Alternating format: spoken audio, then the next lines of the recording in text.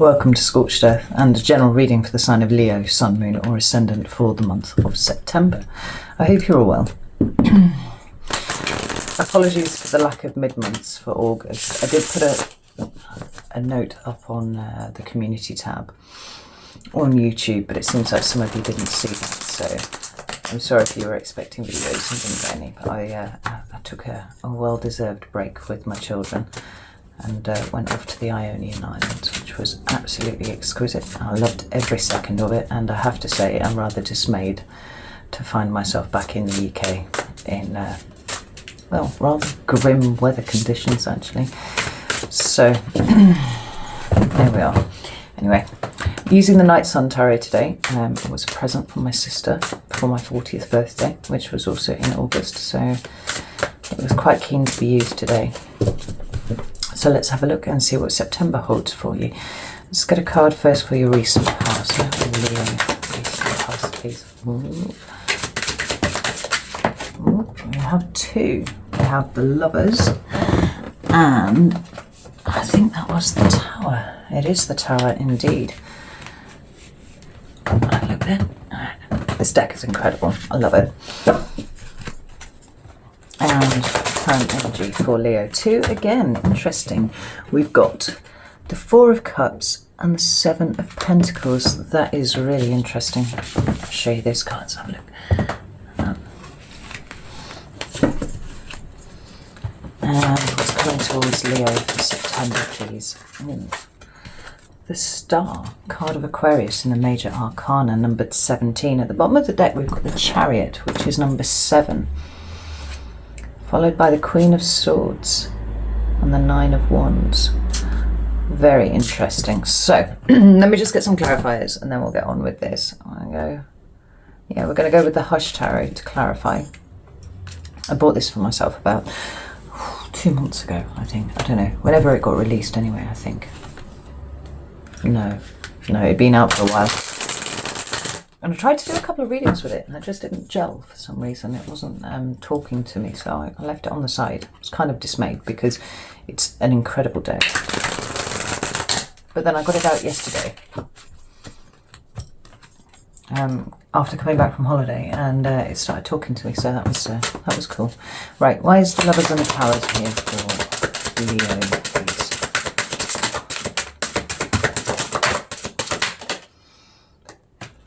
The Star that's flipped there. Ooh, got the Wheel of Fortune there. Get one more. And Temperance. That is a lot of Major Arcana in your recent past, Leo. I'm going to take that because it didn't jump.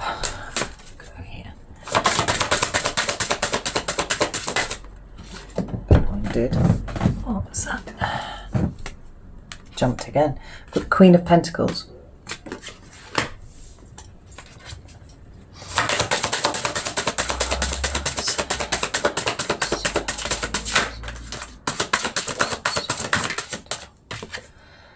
And the Page of Pentacles. Interesting. Check those out. This Hush Tarot is absolutely exquisite. That's why I was so devastated that it wasn't talking to me. Right, why is the Star here? Leo. What's the Star?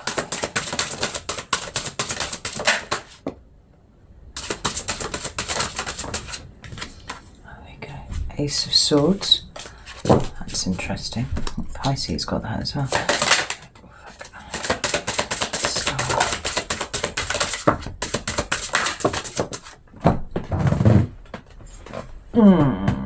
And the Knight of Pentacles. Oh, that's a lot of Pentacles. So let's put these on here. We've got the Four of Cups at the bottom of the deck. No, sorry, Six of Cups. Followed by Strength. And the Five of Swords and the Sun. Right, the reason I'm smirking is because this is actually the second time I've tried to record your video, Leo. And there was a message that came through pretty strongly yesterday when I recorded it, but I wasn't really very happy with the video, so I decided I would do it again, and here are these 3 cards at least came out very strongly yesterday. So it's interesting that they should have reappeared again today. Anyway, let's get on with what we've got here. So, first 2 cards in your recent past are the Lovers and the Tower. Now, I have a number of cards that for me indicate manifestation. Obviously, the Magician is one of them. I feel to a degree the 3 of Wands is also, because it's kind of like setting out a plan and then going out and actually, you know, making that happen in the 3D. The other one is the Lovers card, because it talks to me about a choice. But more than that, rather than choosing from, you know, between one thing or another, it's about stepping up and actually making a choice about something, right? What the options are isn't really important in the grand scheme of things. It's the fact that you're taking the step to make decisions in the first place. Now, the fact that it's come up with the Tower is intriguing to me, because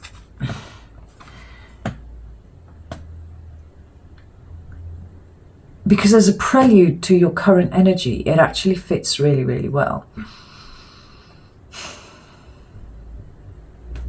And what I mean by that is, I mean, I'll get to your current energy in a second, but this to me is an energy of wanting to throw the chips up in the air and see where they land, right?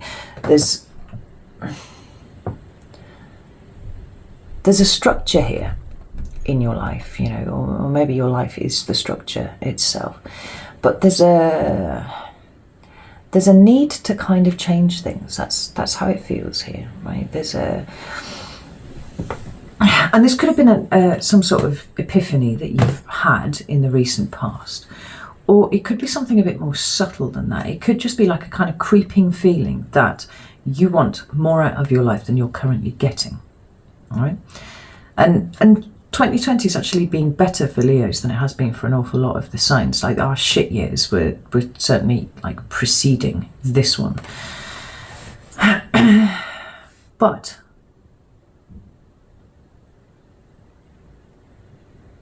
for some reason,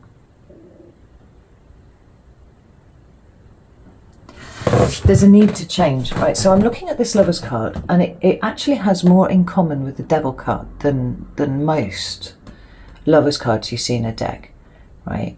We've got the Lovers themselves have both got crowns of thorns on, right? Interesting imagery already to start with.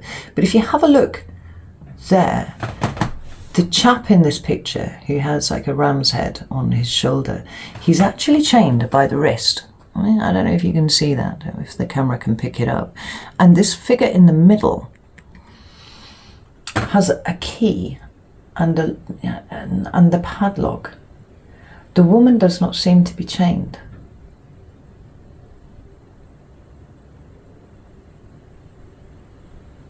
And there are 3 words on this card: election, union, and dissolution.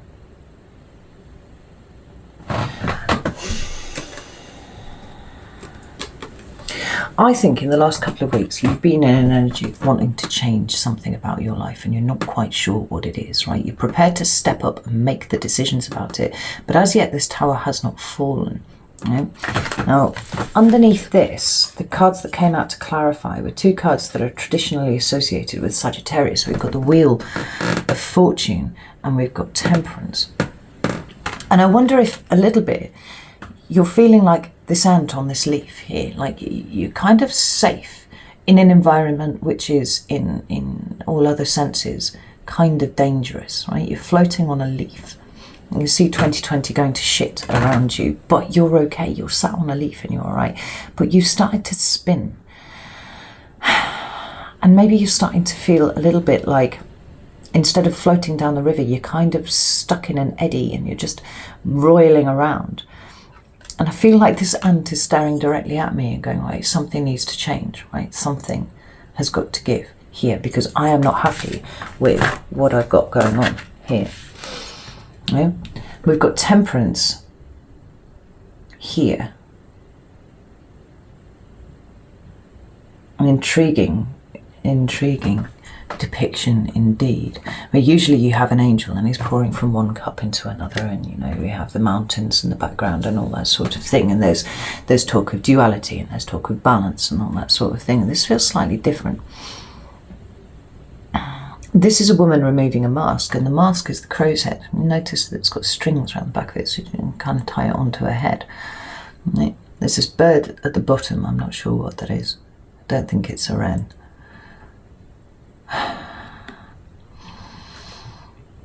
There's a need for authenticity that you have been feeling, and you're kind of taking the mask off.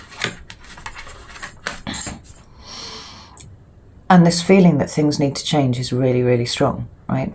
There's nothing wrong exactly, but not everything is right as you want it to be, but you're just not quite sure how to bring the tower down, or which tower it is that you need to bring down at all. Now, the reason that I said as a prelude this was really interesting to your current energy is because what you've got here is the Four of Cups and the Seven of Pentacles, right? There. Now, traditionally these two cards are given to me, right? The most basic meaning is either some level of, you know, rejection, fear of rejection, taking things for granted, or dissatisfaction with your emotional setup somewhere, right? Because it's cups, right? And being four, it's about the foundation that you've got. So we've got this repeating kind of theme of structures and foundations, right, that you are not happy with at the moment. And then we've got the Seven of Pentacles, which for me talks about kind of being very present and taking a look at your status quo and trying to identify those things that you are dissatisfied with, right? Working out what you need to invest more into and what you want to actually divest energy from. Now, the fact that this is a chat with, you know, and we're looking at the chakras there on this person, it feels like maybe the structures and the foundations are yours, Leo, that you're looking to change, rather than things that are external to you. I think you, more than a lot of signs, understand that if you want to make changes outside, you have to kind of look at the inside first. There's some level of dissatisfaction with the way you are experiencing or perceiving the world at the moment that needs to change. But until you work out exactly what it is inside you that is experiencing the dissatisfaction, it's almost like you don't know which way to turn. You don't know which things to pull down.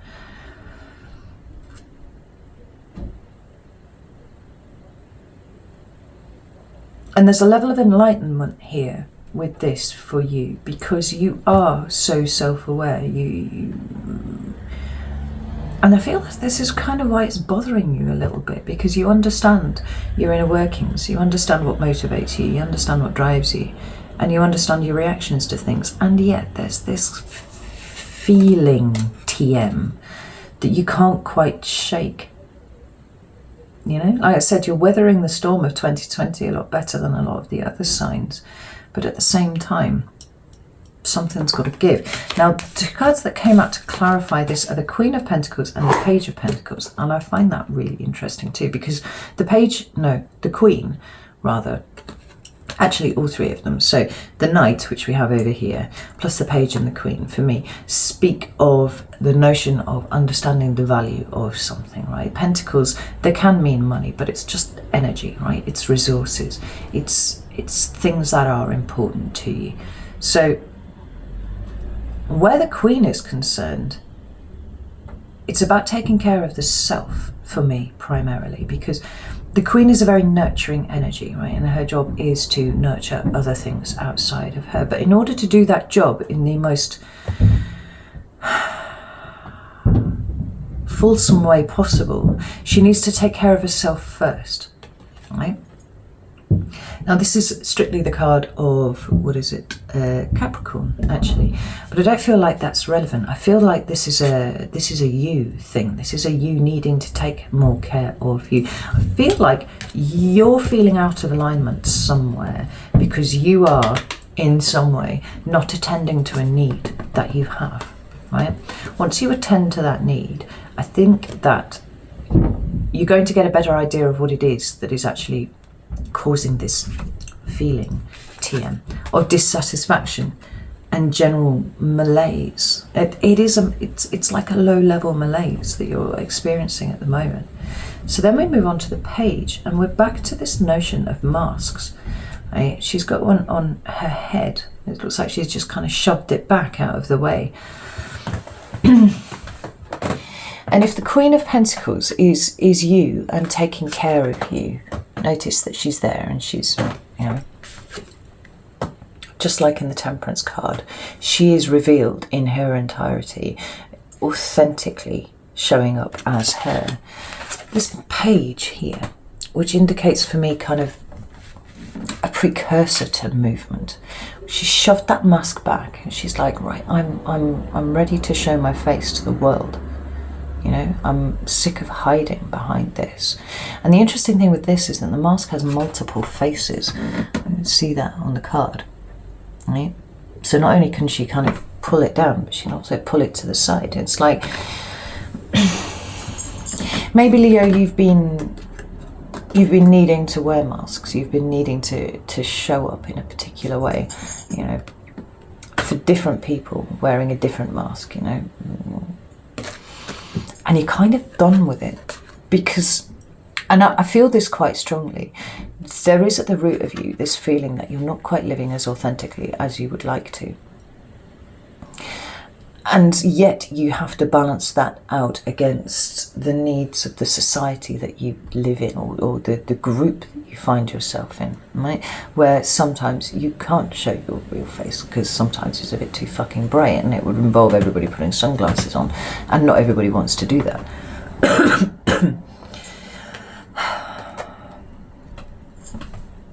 But I think that you're starting to see that you can't really live any other way. No, you can't live with a mask on. It's really got to come off in order for you to live the life that you want. Now, what's coming towards you in September is the Star. And this again is a really interesting depiction. Because we have with the Star all the notions of healing and hope and that kind of thing. Vulnerability, openness to things, receptivity as well. Now the Star is also a very visionary energy, right? And it talks about connection to something bigger than you, something outside of yourself. But you know, she's not just not wearing a mask, she's now shed her clothes as well. It seems like the process that you've been undergoing, and let's not forget that this started back in 2017. This process that you've been undergoing for a while, where you've got to know your inner self and you've been doing your shadow work and you're kind of working out who you are, as opposed to who everybody told you you were or what society thought you should be. You know? It's like as you get deeper into this process, it's become so much more subtle and so much more nuanced, but the feeling that you get with it is actually overwhelming in a way that it never used to be prior to 2017. Like you would wear all those masks and it would just be fine. At the end of the day, you would collapse into bed, slightly exhausted from all the, you know, being sociable and being what other people needed you to be. But you just got on with it. But now it seems to strike you harder than it used to. So I always say, like, when you're doing shadow work and things like that, right, when you first start, that tends to be the point at which you have the really big epiphanies. They're the ones that really blow your mind the most. Because quite often, they're so fucking obvious, is the thing. Right? So you go into that and you make this revelation about yourself. You go, holy shit, I understand this now. This is a cool thing. And people who haven't even wandered down this path before assume that enlightenment then just, you know, is just a thing and you just kind of shimmy off and you know, radiating positivity and stuff like that. But actually, shadow work and reflection is a never-ending process. Right? I think all that happens is really that you just get quicker at it because you're in this constant state of reflection. But what you tend to find is once you've got all of the big revelations out of the way, that you tend to, it's like a spiral, right? So you touch back on old situations, but you understand it more deeply than you did before, right? And, you know, and each time you return, you go down a level and you see more, and it's more nuanced. You know, it's not a kind of brick in a sock around the face kind of revelations. It's like, oh, okay, This is interesting. Now, it's no more, it's no less insightful than the big revelations, but because it's a practice now, it kind of doesn't knock you for six in quite the same way. What I'm rumbling about, what I'm getting back to here, is the feeling that where you were comfortable living in a state of somewhat of a lack of authenticity a few years ago, because you kind of felt like this is just what you had to do and all that kind of thing, you know, and you faked it a lot more then with less repercussion. Now you're kind of at the point where any kind of mask wearing, and I'm not talking like COVID shit, I am talking about, you know, personality masks, social masks, that sort of thing. Anything that smacks of inauthenticity to you is actually physically uncomfortable for you now. Like, you can't wear it in the same way that you did, and you want to strip yourself bare, because it's the way that you connect with what is higher than you, whether that is you or the source or universe or whatever it is, you know. And you understand that that level of openness and vulnerability and receptivity is what is necessary to change what it is that causes you dissatisfaction in your 3D. So it feels like there's quite a contemplative kind of feeling about September for you, Leo, because it's kind of like a warts and all unveiling of who you are. And you're not prepared to hide anything about yourself anymore. And interestingly, that gives you, it grounds you and it connects you to something higher in the same way. Look at her hands, they're going into the ground there. You know, she's fucking lit up. She's acting as a channel for what wants to come through. Now, the two cards that came out to clarify, the Ace of Swords and the Knight of Pentacles. And the Ace of Swords, as we know, is truth, right? It is that your truth, right? It's clarity of thought, it's clarity of expression, it's understanding yourself, your place, other people, your reactions, your interactions, all of those sorts of things, but also the truth of your state, such as it is at the moment, you know, where it is that you actually feel comfortable, and you don't feel comfortable hiding anymore, Leo, right? Like I said, anything that smacks of inauthenticity is actually rubbing you right up the wrong way at the moment, and it's closing you off a little bit. And that's what you can sense. This closing up is as a response to trying to fit in. Well, Leo, you're not supposed to fit in. You're just not. You wouldn't have been born a fucking Leo if you were supposed to fit in. You are supposed to stand outside of the crowd. You are supposed to lead, in fact, you know. But you're certainly supposed to be a bright bastion of light. And, you know, if any of us have a purpose as Leos, it is teaching people how to be authentically themselves. So we don't want everybody to be us. That would be pointless, right? But what we do and what we want to be able to do is teach others to be able to authentically express themselves in the same way that we do, whether that is, you know, with what they say, with what they think, or how they live their lives, right? And this is the truth that's coming to you in September. There's even a lion on, there's multiple lions, in fact, on this Ace of Swords.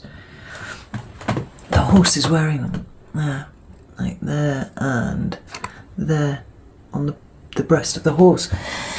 And then we've got the Knight of Pentacles, which is movement. Now, like I said, the Page and the Queen and the Knight all speak to me about different levels of knowing the value of something. And the Page is about that precursor to movement. Right? It's understanding something. It's making the first kind of steps towards moving in a particular direction. The Knight is all about getting that done, right? Because it's moving. It's how you go out into the world. And this is slow and this is steady. And it's not usually an energy that we would associate with Leo, because we're fire, we're sparky, we're fast, you know. But it feels like this is so important to you that you're prepared to take it slow. Well, notice that there's there's a bird on this card, right? And it's stood on a pair of clasped hands like this, and there's a key sticking out. It's like, can you see that there? It's like this bird understands that in order to make this work properly, in order for this to have a solid foundation of the sort that you want rather than the sort that you currently have and you don't want, it's got to be slow, right? There are levels to this. You can't rush this. And you know that the key to what it is that you want is right in here. Yeah? This is really interesting reading, Leo. I'm going to go over to Vimeo now and kind of pull this apart a little bit.